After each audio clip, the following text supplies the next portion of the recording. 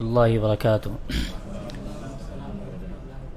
الحمد للہ رب العالمین والصلاة والسلام علی رسولہ الامین وعلی آلہ واصحابہ اجمعین وبعد۔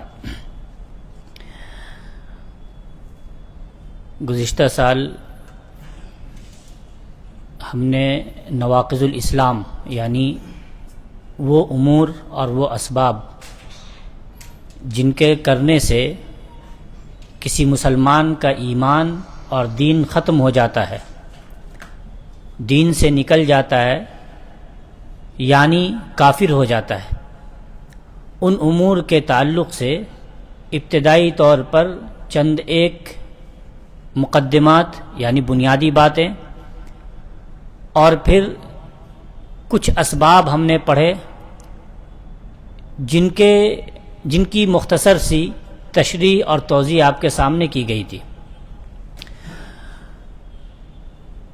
چونکہ عرصہ کافی لمبا ہو چکا ہے تو مختصراً انہیں دہرا دیتا ہوں، اور یہ یاد رہے کہ درس عموماً آدھے گھنٹے کا ہوتا ہے، انشاءاللہ اس سے تجاوز نہیں کرے گا۔ سب سے پہلے یاد رکھیں کہ علماء کرام جب کہتے ہیں یا پھر یہ کہ کسی کتاب میں آپ یہ پڑھتے ہیں کہ یہ چیزیں دین کو ختم کر دیتی ہیں یا ایسا کرنے والا دین سے خارج ہے، یا علماء کو اگر کہتے ہوئے سنیں کہ ایسا کرنے والا کافر ہے، تو اس کا یہ مطلب نہیں ہوتا ہے کہ علماء کی کوشش یہ ہوتی ہے کہ سب کو کافر بنائیں، اس غلط فہمی کو نکالیں۔ اس کا مطلب یہ ہوتا ہے کہ عوام ایسے اعمال سے بچے اور اجتناب کرے جن کے کرنے سے ان کا دین خطرے میں پڑ جائے گا، کیونکہ ہمارا کام یہ ہے کہ ہم لوگوں کو بچائیں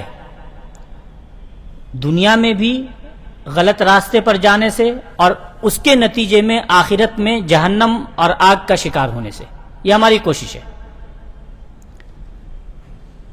اب اس کوشش کو ہم دو طریقے سے انجام دیتے ہیں۔ کبھی رغبت دلاتے ہیں، کہتے ہیں کہ دیکھیں ایسا کام کریں، یہ کام کریں، اس کا یہ فائدہ ہے۔ نماز پڑھنے آئیں، آپ کو ایک ایک قدم پہ نیکیاں ملتی ہیں، درجات بلند ہوتے ہیں، وضو کرنے سے انسان کے گناہ مٹ جاتے ہیں، یہ سب رغبت دلانا ہے۔ دوسرا پہلو، دوسرا ذریعہ، ڈرا کر کے کسی کو کوئی کام کروانا، یہ بھی شریعت میں آیا ہے۔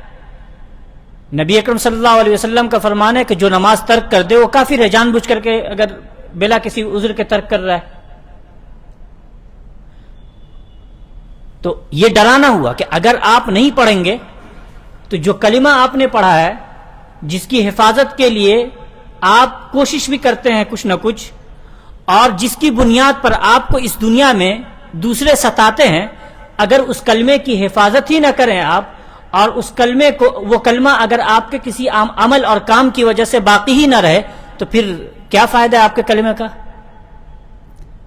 تو ہم بچاتے ہیں۔ بعض علماء نے، جیسے احناف کے ہاں تقریباً 800 یا اس سے زائد اسباب تکفیر ہیں، اسباب الکفر ان کے ہاں اسباب الکفر 800 سے زائد ہیں۔ میں نے یہ اس لیے ذکر کیا کہ عام طور پر احناف کے ہاں سے سننے میں آتا ہے کہ اہل حدیث اور سلفی تکفیر کرتے ہیں، تو آپ لوگوں کو یہ یاد رہے کہ احناف کے یہاں اسباب الکفر 800 سے زائد ہیں۔ ان کے یہاں چھوٹی سے چھوٹی بات پہ کفر کا فتویٰ ہے کہ اگر بیان کر دیا جائے تو آپ حیران ہو جائیں۔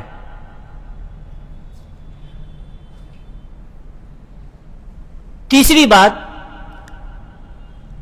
یہ پوائنٹ یاد رکھیں کہ جتنے بھی فرقے ہیں ہر کوئی تکفیر کرتا ہے، ہر کسی کے نزدیک کچھ نہ کچھ چیزیں ایسی ہیں جو مسلمان کو دین سے خارج کرنے والی ہیں۔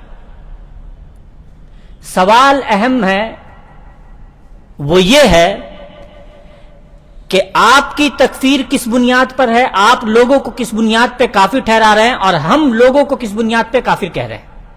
اس بنیاد کا سوال ہونا چاہیے، کون سی بنیاد ہے، کیا معیار ہے، آپ کا معیار حق ہے یا باطل ہے؟ یہ اہم سوال ہے. ورنہ تکفیر تو ہر کسی کے یہاں ہے. آپ یہ نہیں کہہ سکتے کہ صرف سلفیوں کے یہاں تکفیر ہے، سلفی تکفیر کرتے ہیں. آپ کے یہاں ہم سے زیادہ تکفیر موجود ہے، اور اسلام میں بھی یہ حکم موجود ہے. تو جب یہ اسلام کا ایک حکم ہے تو آپ اس بنیاد پر کسی کو متشدد اور کسی کو کی مذمت کیسے کر سکتے ہیں؟ تو یہاں سوال یہ پیدا ہوگا کہ تکفیر کا سبب شرعی ہے یا غیر شرعی ہے، جائز ہے یا ناجائز ہے؟ الحمدللہ اہل الحدیث کے یہاں، سلفیوں کے یہاں تکفیر کے جتنے بھی اسباب ہیں وہ تمام قرآن اور حدیث اور اجماع امت سے ثابت ہیں.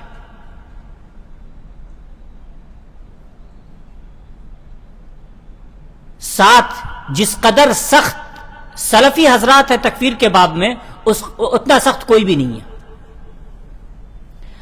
میں آپ کو ایک مثال دیتا ہوں. احناف میں بعض لوگ ہیں، تمام نہیں کیونکہ ہم ظلم نہیں کرتے، بعض لوگ ہیں جو ائمہ اربعہ میں سے کسی بھی امام کی تقلید نہ کرنے کو کفر سمجھتے ہیں.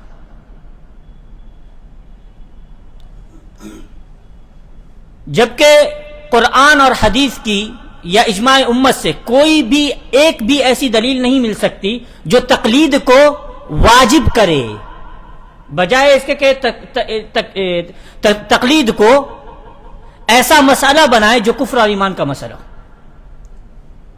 ایک بھی ایسی دلیل نہیں ہے جو تقلید کے وجوب پہ دلالت کرے.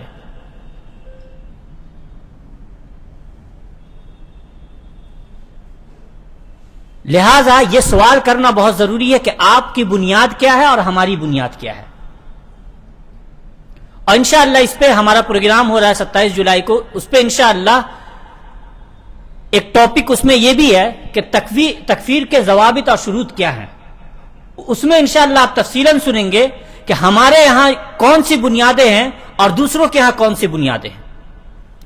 اور دوسرے جب تکفیر کرتے ہیں تو تکفیر میں کس حد تک غلو کر جاتے ہیں اور کتنا آگے بڑھ جاتے ہیں. ان کے یہاں تکفیر تعصب کی بنیاد پہ ہے، دلیل کی بنیاد پہ نہیں ہے. انشاءاللہ آپ اس کو سنیں گے. تو اب اگر کوئی اعتراض کرے تو آپ اسے جواب دے سکتے ہیں کہ آپ کے یہاں ہم سے زیادہ اسباب تکفیر ہیں. آپ اپنی کتاب ایک بار پڑھ لیں یا اپنے علماء سے پوچھ لیں. جو اسباب بتائے گئے تھے ان میں سے پہلا سبب تھا کوئی غیر اللہ کی عبادت کرے. ظاہر سی بات ہے اسلام آیا ہی اسی کے لیے کہ غیر اللہ کی عبادت سے ہٹا کر کے اللہ کی عبادت کی طرف لگایا جائے. اور یہی وہ سبب تھا جس کی بنیاد پر کفار مکہ کفار ٹھہرے اور جنہوں نے ایمان قبول کیا مومنین ٹھہرے. اب اگر کوئی آج غیر اللہ کی ہی عبادت کرے گا پھر اس نے اس اسلام کو مانا کہاں جو اسلام کفار مکہ مومنین اس زمانے کے مومنین کے درمیان فرق کرتا تھا. تو آپ اگر کلمہ پڑھ کے شرک کریں تو شرک نہیں ہوگا. بسم اللہ کہہ کر اگر کوئی شخص شراب پیے تو گناہ کا کام نہیں ہوگا. کوئی عمل اگر غلط ہے، ہر جگہ غلط ہے، ہر طریقے سے غلط ہے، تو اگر کوئی شرک کرتا ہے، یقیناً شرک کرنا کفر ہے، انسان کو دائرہ اسلام سے نکال دیتا ہے، لیکن اس کے ضوابط ہیں. میں نے کہا کسی کو کافر سمجھنے کے ضوابط ہیں، اور انشاءاللہ ان ضوابط پہ گفتگو ہوگی اس میں. تو کوئی عمل کفر ہونا الگ مسئلہ ہے، لیکن اگر کوئی شخص کوئی عمل کر رہا ہے کفریہ عمل، اس کو کافر کہیں یا نہ کہیں یہ حالات اور کئی ایک امور کو دیکھ کر کے فیصلہ کیا جاتا ہے. اور یہ بھی متفق علیہ مسئلہ ہے. انشاءاللہ اس پہ آپ گفتگو سنیں گے. اگر ہمارے درس کا ٹاپک آگے کا نہیں ہوتا تو میں ضرور بیان کرتا، اور پہلے میں نے بیان کیا ہے، ان امور کو میں بیان کر چکا ہوں.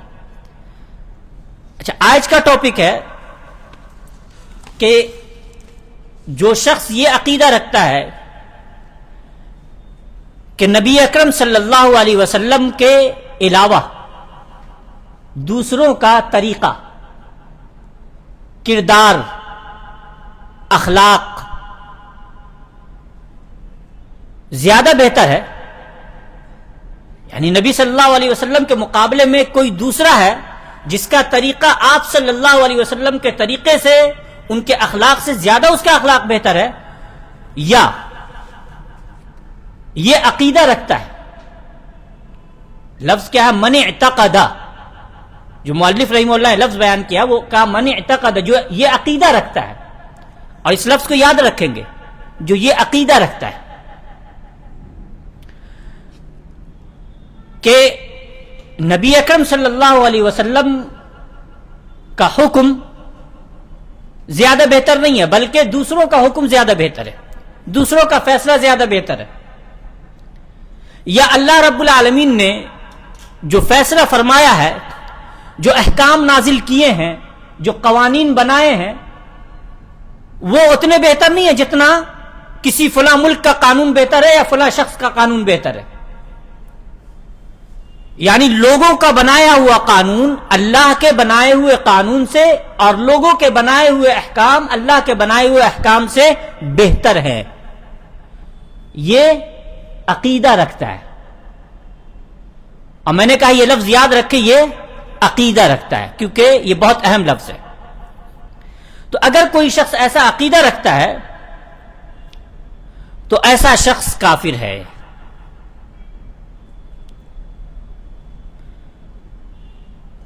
کیوں؟ کیونکہ نبی اکرم صلی اللہ علیہ وسلم کا فرمان ہے فَإِنَّ خَيْرَ الْحَدِيثِ کتاب اللہ وَخَيْرَ الْهَدْيِ هَدْيُ مُحَمَّدٍ صلی اللہ علیہ وسلم۔ سب سے بہترین، اچھا یہاں سب سے بہترین سے مراد یہ نہیں ہے کہ کسی اور کا ان کے قریب قریب بھی ہے، نہیں، کوئی جوڑ ہی نہیں ہے دوسروں کے فیصلے کا اور دوسروں کے طریقے کا، کوئی مقابلہ نہیں ہے۔ سب سے بہترین طریقہ محمد صلی اللہ علیہ وسلم کا طریقہ ہے۔ وجہ کیا ہے کہ نبی اکرم صلی اللہ علیہ وسلم کا طریقہ سب سے بہترین طریقہ ہے؟ کیونکہ اللہ رب العالمین نے یہ فرمایا وَمَا يَنطِقُ عَنِ الْهَوَىٰ إِنْ هُوَ إِلَّا وَحْيٌ يُوحَىٰ۔ آپ صلی اللہ علیہ وسلم کوئی بھی بات ایسے ہی نہیں کہہ دیتے، اپنی خواہشات جی میں جو آیا وہ کہہ دیا، نہیں، ان هو الا وحی یوحا، وحی ہوتی ہے۔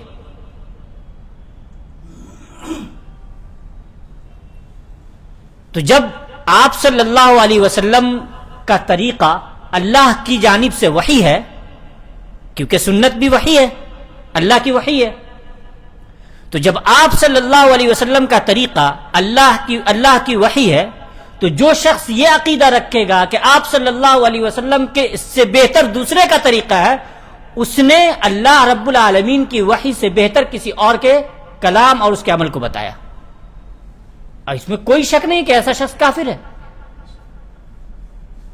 دوسری بات، آپ صلی اللہ علیہ وسلم کا فرمان ہے وَخَيْرَ الْهَدْيِ هَدْيُ مُحَمَّدٍ صلی اللہ علیہ وسلم۔ اگر کوئی آپ صلی اللہ علیہ وسلم کے مقابلے میں کسی اور کے طریقے کو بہتر مانتا ہے تو اس حدیث کا انکار ہے۔ حدیث کے مطابق سب سے بہتر طریقہ آپ صلی اللہ علیہ وسلم کا ہے، اور اس نے کہا نہیں، یہ حدیث اپنی جگہ، اس کے مقابلے میں ہم یہ کہتے ہیں کہ فلاں کا طریقہ زیادہ بہتر ہے،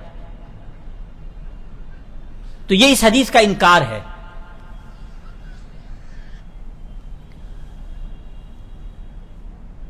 تو جو شخص یہ عقیدہ رکھتا ہے کہ نبی اکرم صلی اللہ علیہ وسلم کے مقابلے میں کسی اور کا طریقہ زیادہ بہتر ہے، وہ کافر ہے۔ اچھا، یہ کوئی خیالی بات نہیں ہے، میں چونکہ یہ میرے ہو سکتا ہے کہ اس میں بیان کروں،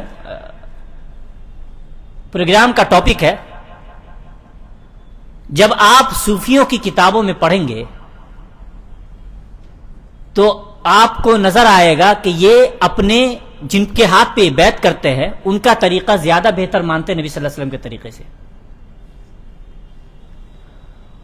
اور ان لوگوں کے یہاں تصور کیجئے اور اس نعمت کو یاد کیجئے کہ اللہ رب العالمین نے ہم سب کو اہل حدیث بنایا ہے. اہل حدیث ہونا، مسلمان ہونے کے ساتھ ساتھ اہل حدیث ہونا اللہ رب العالمین کی اتنی بڑی نعمت ہے کہ زندگی بھر اگر اللہ ہمیں اور کچھ نہ دے، بھوکا پیاسا رکھے، تب بھی اس نعمت کی شکر گزاری نہیں ہو سکتی ہم سے. یہ لوگ کہتے ہیں کہ ولی کا درجہ نبی کے درجے سے بڑا ہوتا ہے. ولی نبی سے ایک درجہ اوپر ہوتا ہے، اور کہتے ہیں کہ نبی کو واسطے کی ضرورت تھی، جبریل علیہ السلام کی ضرورت تھی وحی کے لینے کے لیے. ولی تو ڈائریکٹ لیتے ہیں اللہ سے. اور ایسے بہت عجیب عجیب عقائد ہے جو ایک مسلمان کے نہیں ہو سکتے. تو میں اگر یہ کہہ رہا ہوں، یا مؤلف نے اگر یہ کہا ہے کہ کوئی یہ عقیدہ رکھے کہ غیر نبوی کا طریقہ، نبی صلی اللہ علیہ وسلم کے علاوہ کسی اور کا طریقہ زیادہ بہتر ہے، تو یہ نہ سوچے کہ یہ خیالی بات ہے، یہ واقعی بات ہے، موجود ہے، حقیقی بات ہے. لوگ ایسا عقیدہ رکھتے ہیں. تو ایسا شخص اللہ ہدایت دے اسے، لیکن یہ کفر کی بات ہے. دوسرا مسئلہ ہے آج کا، اور شاید آج پتہ نہیں یہ مکمل ہو یا نہیں ہو، لیکن میں کوشش کرتا ہوں کہ اسے مکمل کروں.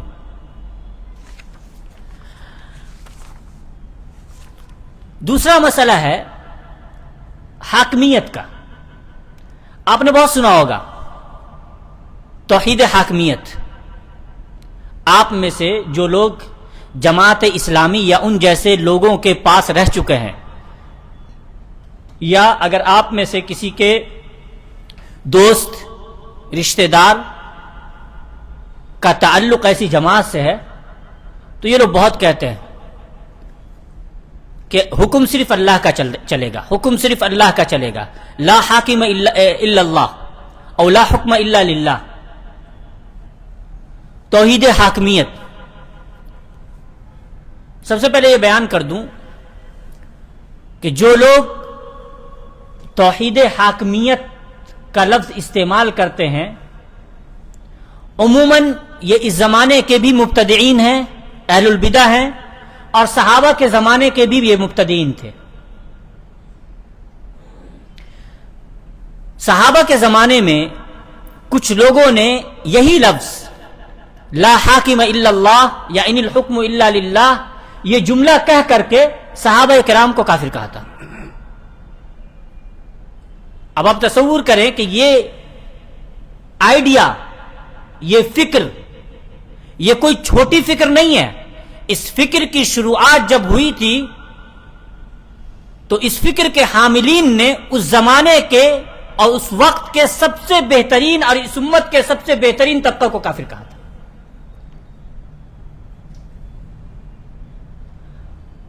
بلکہ ان لوگوں نے اس بنیاد پر صحابہ کرام کا خون حلال سمجھا تھا. موجود ہے یہ واقعات. تو اس فکر کو معمولی نہ سمجھے، بہت خطرناک ہے. اور اگر کوئی شخص آج کے زمانے میں اس فکر کا ہے تو اس سے بہت دور بھاگے. یہ فکر صحابہ کرام کے منہج سے دور کرنے کے لیے نکالی گئی تھی. بنیادی طور پر میں بتا دوں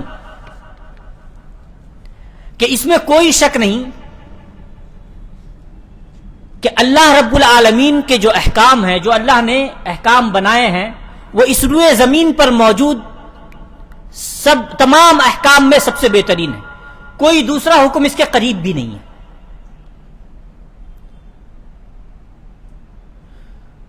دوسری بات، یہ عقیدہ رکھیں کہ اللہ رب العالمین کا فیصلہ اور احکام الہی، نبی اکرم صلی اللہ علیہ وسلم کے احکام وہی حق ہیں، ان کے علاوہ تمام باطل ہے.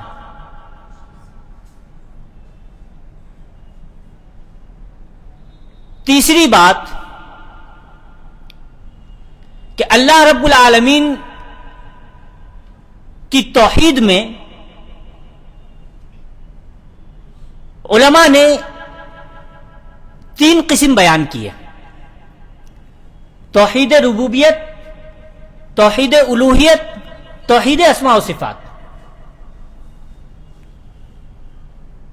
عموماً ہر زمانے میں جتنے بھی انبیاء کرام آئے، عموماً لڑائی توحید الوہیت میں رہی ہے. آپ قرآن پورا اٹھا کر کے دیکھ لیں، اللہ رب العالمین نے جو لفظ استعمال کیا ہے وَلَقَدْ بَعَثْنَا فِي كُلِّ أُمَّةٍ رَسُولًا أَنِ اعْبُدُوا اللَّهَ وَاجْتَنِبُوا الطَّاغُوتَ. اعْبُدُوا اللَّهَ، عبادت کے باب میں لڑائی تھی. قَالُوا أَجِئْتَنَا لِنَعْبُدَ اللَّهَ وَحْدَهُ وَنَذَرَ عَمَّا كَانَ يَعْبُدُ آبَاؤُنَا. مشرکین یہ کہتے تھے کہ آپ جو دعوت لے کر کے آئے ہیں وہ تو یہ کہتی ہے کہ ہم غیر اللہ کی عبادت چھوڑ دیں، عبادت چھوڑ دیں. یہ نہیں کہا کہ اللہ کو رب نہیں مانے. اصل جو لڑائی تھی وہ عبادت کے باب میں تھی، توحید الوہیت کے مسئلے میں تھی، اور ہر زمانے میں ایسا ہی ہوا ہے. تو مشرکین بھی مانتے تھے کہ اگر آپ ان سے پوچھے کون پیدا کرنے والا کون ہے، کہتے تھے اللہ ہے. اور توحید الحاکمیہ کا جو معاملہ ہے، یعنی اللہ رب العالمین ہی حاکم ہے، تو اس میں کوئی شک نہیں ہے. دنیا میں بادشاہت حقیقتاً تو صرف اللہ کی ہے، اللہ ہی اصل بادشاہ ہے. تو حکم یقیناً اللہ رب العالمین کا ہی چلنا چاہیے. بادشاہت صرف اللہ ہی کی ہے. لیکن کیا اس دنیا میں قوانین دوسروں کے نہیں چلتے ہیں؟ چلتے ہیں. کیا نبی اکرم صلی اللہ علیہ وسلم کی وفات کے بعد جب نئے نئے مسائل آئے تو صحابہ کرام نے کچھ قوانین نئے نہیں بنائے؟ معروف بات ہے. ان کا کیا حکم ہے، یہ اصل مسئلہ ہے، اس کو سمجھ لیجئے. جب کوئی توحید الحاکمیہ کا آپ کو سمجھانا چاہے تو آپ ان سے پہلا یہ 2 سوال داغ دیجئے. پہلی بات یہ کہ توحید العبادہ کہاں ہے، آپ اس کو کہاں دیکھتے ہیں؟ ان کے نزدیک توحید العبادہ کوئی بڑی شے نہیں ہے. دوسرا سوال پوچھ دیجئے کہ اللہ رب العالمین کا حکم وہی سب سے بہتر ہے اور واجب تو وہی ہے کہ اسی کو نافذ کیا جانا چاہیے. لیکن وہ مسائل جن میں اللہ رب العالمین نے کوئی فیصلہ نازل نہیں کیا، یعنی صراحتاً، قیاس دوسری چیز ہے، جو نئے مسائل درپیش ہوئے ان میں صحابہ کرام نے اجتہاد کر کے ایک فیصلہ دیا، اس کا کیا حکم ہے؟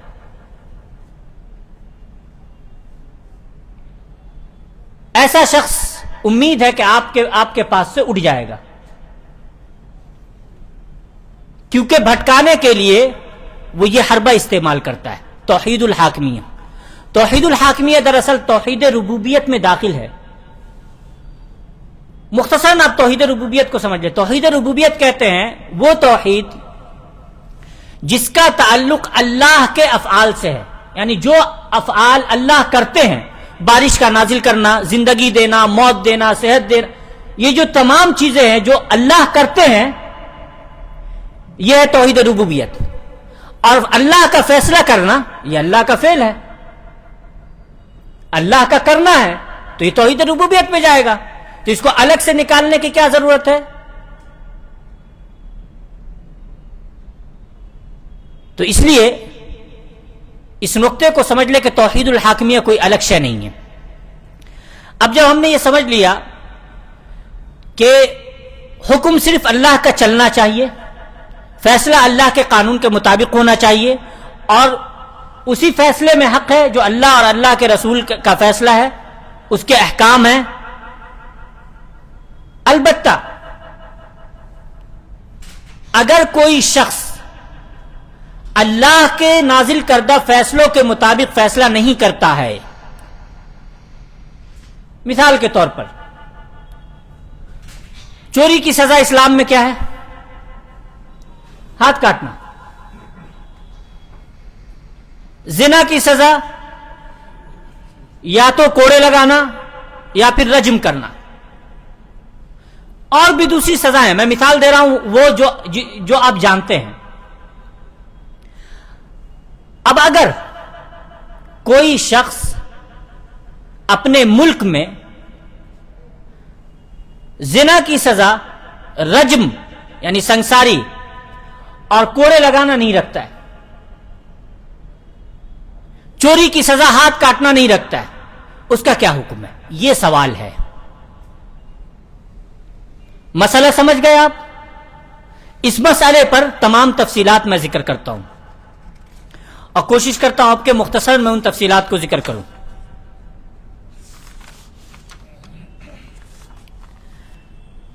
سب سے پہلے یاد رکھیں، آج کل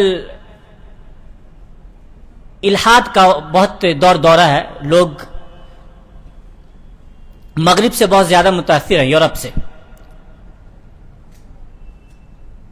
تو ان میں سے بعض لوگ کہتے ہیں کہ یہ جو قوانین تھے اسلام کے، یہ اس زمانے کے لیے تو ٹھیک تھے، آج کے زمانے کے لیے ٹھیک نہیں ہے.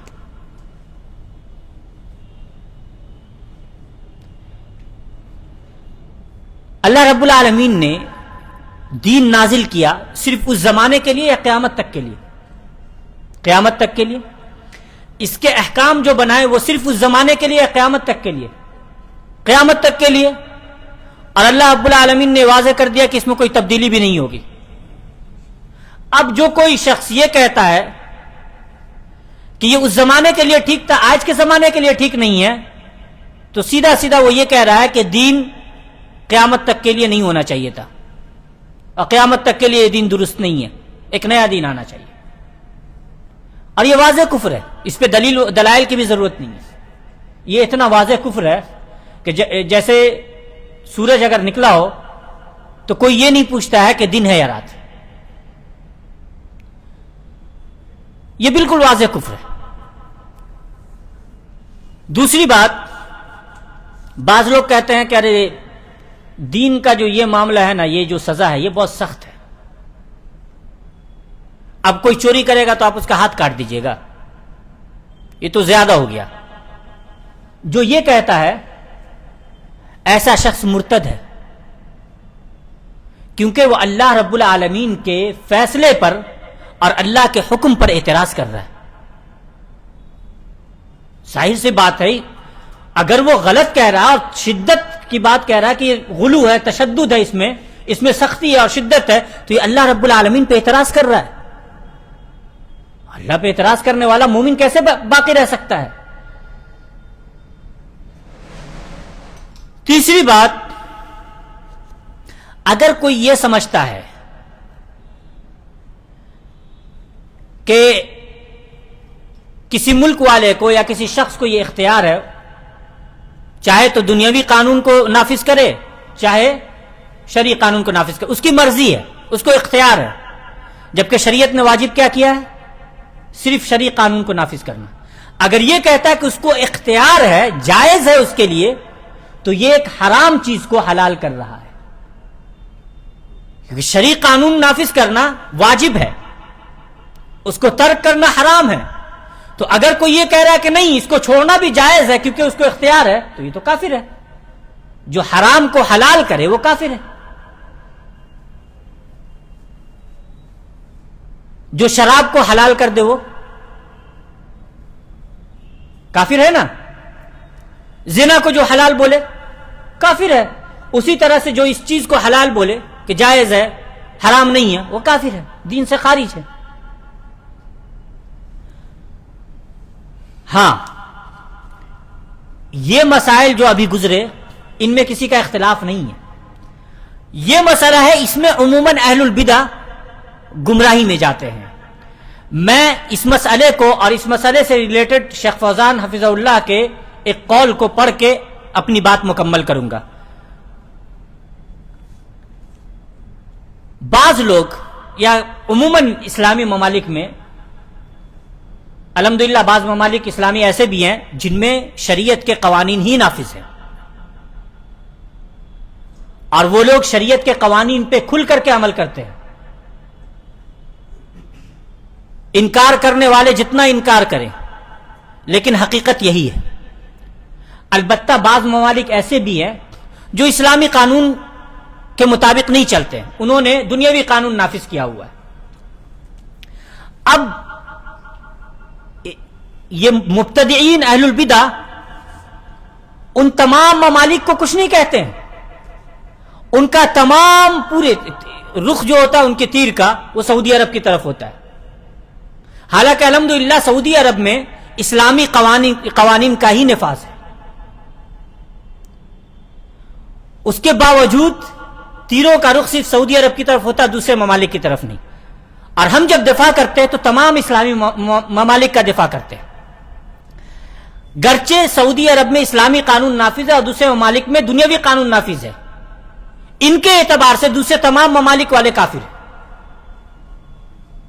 لیکن ہم یہ کہتے ہیں کہ اگر انہوں نے دنیاوی قانون اس لیے نافذ نہیں کیا ہے کہ دنیاوی قانون نافذ کرنا جائز ہے، بلکہ وہ سمجھتے ہیں کہ نہیں یہ حرام ہے، دنیاوی قانون کے ذریعے فیصلہ کرنا جائز نہیں ہے، دنیاوی قانون کو نافذ کرنا جائز نہیں ہے، وہ یہ مانتے ہیں۔ لیکن کسی سے، جیسے کبھی کبھی ہوتا ہے کہ بعض ملک والے، کوئی اگر سپر پاور ہوتا ہے تو وہ دنیاوی قانون نافذ کرنے سے تھوڑی سی آسانی کرتا ہے کسی ملک پہ، تو اس فائدے کو لینے کے لیے، دنیا کے اس فائدے کو لینے کے لیے وہ دنیاوی قانون نافذ کر دیتا ہے، ورنہ وہ دل میں یہ اعتقاد رکھے ہوا ہے اور وہ یقین رکھتا ہے، اس سے اگر کوئی پوچھے گا کہ اسلام کا قانون بہتر ہے یا دنیا کا قانون، تو وہ کھل کر کے کہے گا یا یقین کے ساتھ کہے گا کہ نہیں، اللہ کا قانون ہی اور اسلام کا قانون ہی بہتر ہے۔ ایسا شخص کافر نہیں ہو سکتا، گناہگار ہے۔ کیوں؟ کیونکہ وہ حرام کو حرام سمجھ رہا ہے، وہ اللہ کے قانون کو بہتر مان رہا ہے، عمل نہیں کر رہا ہے، تو عمل کا ترک کرنا کسی کو کافر بنا دے گا۔ عمل کے ترک سے کفر کا فتویٰ صرف خوارج نے لگایا، یعنی عمل کے ترک سے مراد گناہ کے کرنے پر۔ اہل السنہ گناہ کی وجہ سے کافر نہیں کہتے، گناہ کے سبب اہل السنہ کسی کو کافر نہیں کہتے ہیں۔ تو یہ یاد رکھیں کہ اگر یہ مانتے ہیں کہ اسلام کا قانون ہی بہتر ہے، اسی کے مطابق فیصلہ کرنا واجب ہے، لیکن کسی دنیاوی فائدے کے پیش نظر ایسا کر رہے ہیں، تو ایسا شخص گناہگار تو ہے، کافر نہیں ہے۔ اب یہاں ایک اہم بات ہے، یہ بتائیے کہ جب یہ بات آ گئی کہ اگر یہ عقیدہ رکھے کہ اسلام کا حکم بہتر نہیں ہے، یا یہ عقیدہ رکھے کہ دنیاوی قانون کے مطابق فیصلہ کرنا جائز ہے، یہ عقیدہ رکھے، عقیدہ کہاں ہوتا ہے؟ دل میں ہوتا ہے نا۔ کون ہے ایسا انسان جو کسی کے دل میں جھانک کر کے دیکھ سکتا ہے کہ اس کا کیا عقیدہ ہے؟ نبی اکرم صلی اللہ علیہ وسلم نے حضرت اسامہ رضی اللہ عنہ کو کہا تھا کہ ہلا شققت قلبہ، تم نے جو اس آدمی کو کلمہ لا الہ الا اللہ کہنے کے بعد بھی قتل کر دیا اور دلیل دیتے ہو کہ بچنے کے خوف سے اس نے کلمہ پڑھا ہے، کہا دل کو چیر کر کے کیوں نہیں دیکھا؟ جتنے بھی حکام دنیاوی قوانین کے مطابق فیصلہ کر رہے ہیں، کیا آپ نے ان کے دل میں جھانک کر کے دیکھا کہ وہ اس کو جائز سمجھ کے یا اس کو بہتر سمجھ کے کر رہے ہیں؟ یا آپ کو انہوں نے بتایا ہے کان میں آ کر کے؟ آپ نے کیسے جانا؟ یہ تو صرف اللہ جان سکتا ہے، اور اگر آپ دعویٰ کرتے ہیں کہ آپ بھی جانتے ہیں، آپ اللہ کے اللہ رب العالمین کی اس خاص صفت میں آپ اپنے آپ کو شریک ہونے کا دعویٰ کر رہے ہیں، یہ اس سے پہلے کفر ہوگا۔ اللہ نے کہا ان اللہ علیم بذات الصدور، سینوں کے بھید کو صرف اللہ جانتا ہے۔ اگر آپ یہ کہتے ہیں نہیں ہم بھی جان رہے ہیں، تو آپ اللہ رب العالمین کی خاص صفت میں خود کو شریک جان رہے ہیں۔ تو اس لیے علم حاصل کریں، کیونکہ علم کا حصول انسان کو غلط راہ پر جانے سے بچاتا ہے۔ شیخ صالح فوزان حفظہ اللہ کی یہ باتیں میں پڑھ کے مختصراً پڑھتا ہوں ورنہ بات بہت لمبی ہے. شیخ فرماتے ہیں کہ وَمِمَّا يَتَعَلَّقُ بِهَذِهِ الْمَسْأَلَةِ أَنَّ الْحُكْمَ بِمَا أَنزَلَ اللَّهُ لَيْسَ كَمَا يَفْهَمُ بعض الناس الذين ينتسبون إلى الدعوة إنه الحكم في المنازعات المالية والحقوقية فقط. یعنی شیخ کے کہنے کا مطلب یہ ہے کہ جب یہ بات آتی ہے نا کہ اللہ کے فیصلے کے مطابق ہی فیصلہ کرنا ہے، لا حکم الا للہ لا حاکم الا اللہ، تو ان کا یہ کہنا صرف حاکم کے لیے ہوتا ہے کہ حاکم جب فیصلہ دے تو صرف اللہ رب العالمین کے قوانین کے مطابق اور احکام کے مطابق فیصلہ دے. یہاں شیخ نے ایک بڑی اہم بات کی. شیخ نے کہا نام ھذا حق، درست بات ہے، اس میں کوئی شک نہیں ہے، لیکن لیس الامر قاصرا علی ھذا، معاملہ اسی پر بس ہے، ان الحکم الا للہ، بس یہیں تک ہے، صرف حاکم تک کا نہیں، بل یجب الحکم بما انزل اللہ فی العقائد التي ہی اہم شیء، عقیدہ کا جو سب سے اہم مسئلہ ہے اس میں اللہ کے قانون کے، اللہ کے احکام کے مطابق اور حکم کے مطابق فیصلہ دے. اللہ کہہ رہا الرحمن علی العرش استوى اور آپ کہہ رہے ہیں کہ نہیں اللہ رب العالمین ہر جگہ ہے. اللہ کہہ رہا ہے اللہ عرش پر موجود ہے اور آپ کہہ رہے ہیں کہ اللہ ہر جگہ ہے. یہاں کہاں ہے اللہ کے نازل کردہ احکام کے مطابق فیصلہ دینا؟